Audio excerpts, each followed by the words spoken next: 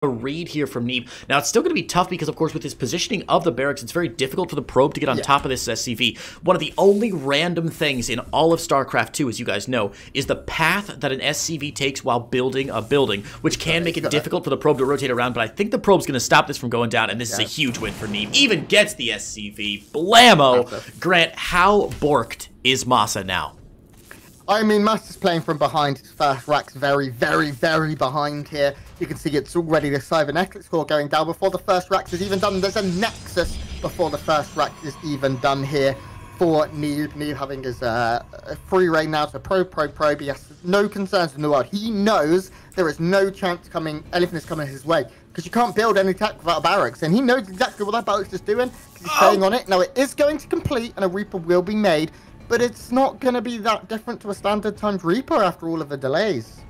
Yeah, that's tough, man. Of course, the whole point of this build from MaSa is to, one, get the Reaper into your opponent's main base earlier than usual to, like, psych him out a little bit, and two, to psych your opponent out a little bit, right? To be like, oh man, he's got a Reaper early, that means he's proxied something, and like it throws you off a little bit. Neeb is checking both of those boxes. He's like, you know what, your Reaper's gonna be super freaking late. I've already got an Adept getting chronoed out here, and secondly, I know that you're proxying. I'm so ready for this. Now, MaSa is still going for a bunker behind the natural mineral line, this little Kelliger bunker here. So annoying to deal with, and the Reaper is getting in, but there's already a shield battery down. Grant, I mean, this is just everything's coming up Neeb here in game number 1. One thing I will say is that the barracks is in the main, and he is dropping a tech lab on it. And as long as this isn't scouted, and the chances are it may not be, this could be bad. At the other side, though, Neeb has got an Adept in. There's nothing here. The first Hellion miles away. The first Marine coming out as well, a long way off, meaning that a lot of micro being forced here. At the other side, though, we can see that this bunker has gone down, and is going to be a real annoyance. And oh my god, Neeb has no idea that there's a barracks in his main right now. He has no idea. Come on, Marauder. You know you want it. The problem is that these SCVs are being micro. Yeah, right. The problem is that these SCVs have been pulled off the line to defend against the Adept for so long that Marauder was slowed down considerably. Of course, the great news for MaSa is that Neeb still has not seen this. Grant, we complained in the first couple matches that they were very standard, normal, good old-fashioned macro games, and finally, MaSa Neeb is the game that's giving us the full hashtag NA treatment.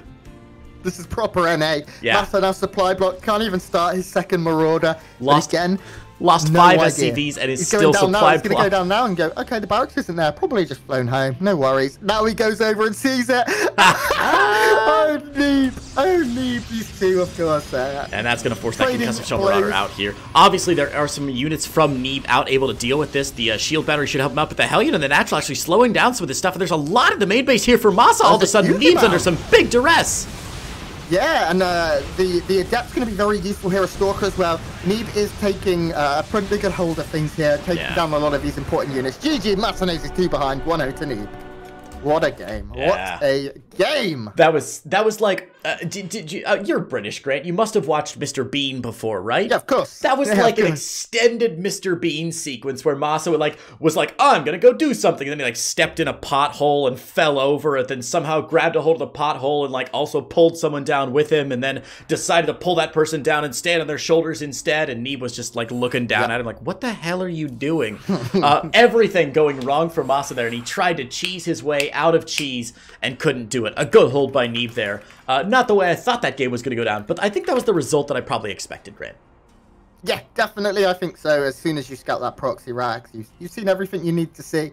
MaSa now putting a sad face as I let him know how good that game truly was. You cannot taunt the players like that, Grant. That is so unsportsmanlike to get in here and taunt the players by saying that was the best game of StarCraft 2 ever. It was. This was, if I were to describe a perfect game, and I'm friends with both of these guys, so it's okay. Sure, sure. If I were to describe a perfect game, it's a failed proxy racks into proxy Marauder into bunker behind the Natural. It's perfect. One Adept killing 5 SCVs.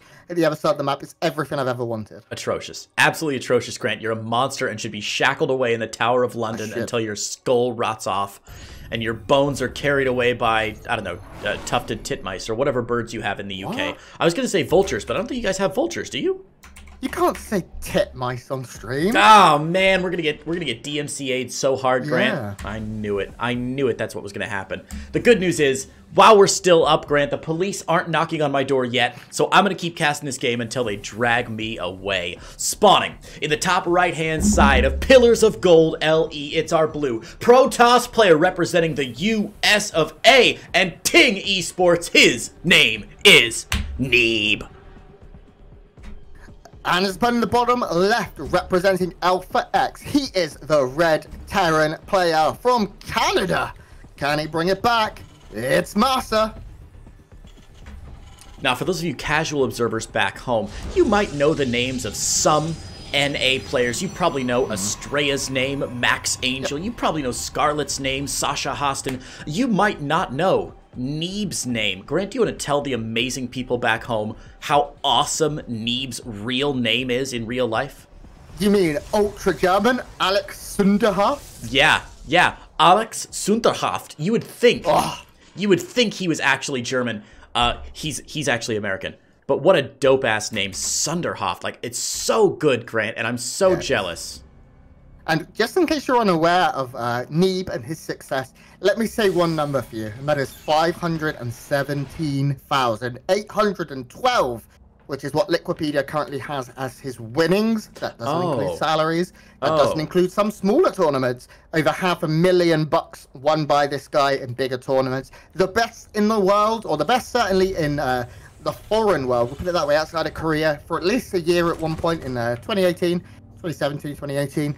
Incredible player, but MaSa no slouch either. Incredible player in his own right. Never quite had like the absurd heights of Neeb, but multiple international tournaments, always very good. $134,000 to his earnings.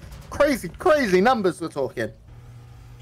Man, it really makes you think, Grant. If only I had studied less in school and played more video games as a child, I too could be as successful as these guys. Instead, I wasted most of my career doing homework and playing sports and forming clubs and being a 4-H member. All of that, a complete waste of time, Grant. I should have been in the basement playing some Warcraft 3. What was I thinking? Yeah, I mean, yeah, these kids are incredibly successful. It's great to see, though. Very much deserved. Neeb, just a great guy. MaSa as well.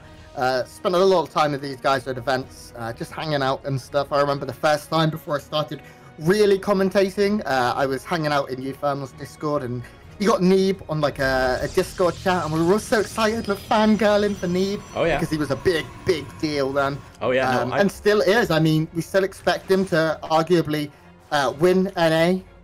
There's very few people, because Scarlet and Estrella are the only ones that kind of are expected to be able to challenge him. This game going for an Oracle, and Neeb opening up very strong, very standard, nothing too crazy as opposed to game one. I remember my first time with Neeb too, Grant. It's very meaningful. Yeah, as you said. Yeah, he looks you dead in the eyes and embraces you. As you said, very standard stuff here. Stargate opener from Neeb, and this is an opener that Neeb is so comfortable with. It's funny, last game, MaSa was trying so hard to throw Neeb off his rhythm and show him something he wasn't ready for. But Neeb this time able to build exactly what he wants, getting the Oracle across, and Grant, I can't believe this, it does look like MaSa. Wow, oh my god, MaSa is going for something wild again. Grant, tell the people back home what they can expect from this proxy. I mean, this is Battle Cruisers, purely and simple. And if you do not have the right units to deal with this, you are in trouble. Now, Neeb does go in, drop a revelation, sees that the starport is researching from the tech lab here, so he knows about the tech lab. But as soon as this happened, MaSa started up Blink and producing a unit, so that tech lab bounces up and down. This isn't real. He's going to immediately cancel both of these, or probably not Cloak in this case, because he kind of needs to keep it...